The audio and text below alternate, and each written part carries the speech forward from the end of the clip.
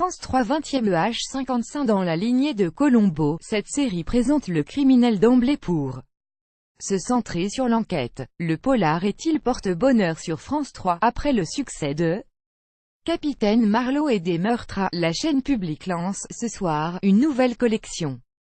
Crime parfait. Consciente que le PAF est surpeuplé de séries policières, cette nouvelle série tente de s'éloigner des sentiers et des formats rebattus.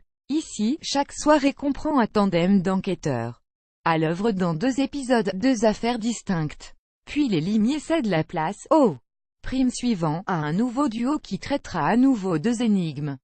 Mais surtout pas de whodunit qu'il a fait dans Crime parfait. Dès la première scène, le spectateur sait qui est le meurtrier, le voit agir. L'enjeu n'est pas de savoir qui a tué, mais comment il s'y est pris. Ce postulat de départ avait déjà porté au sommet Colombo. Ce n'est pas la seule filiation que Crime parfait revendique avec l'inspecteur au par-dessus.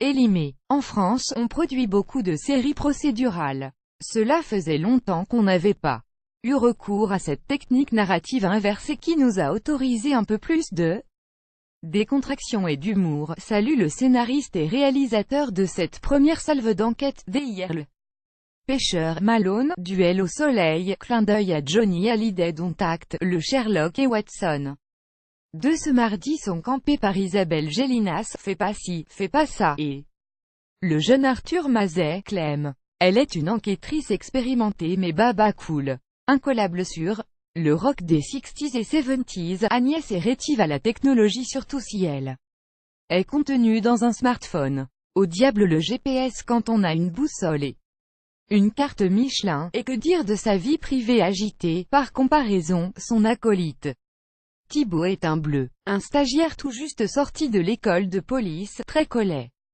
monté et à cheval sur le règlement. Leurs différentes approches ne vont pas être de trop pour essayer de comprendre ce qui s'est passé chez Franck Lopsis, Gérard Darmon, que D.I.R. le pêcheur avait déjà dirigé sur Duel au soleil.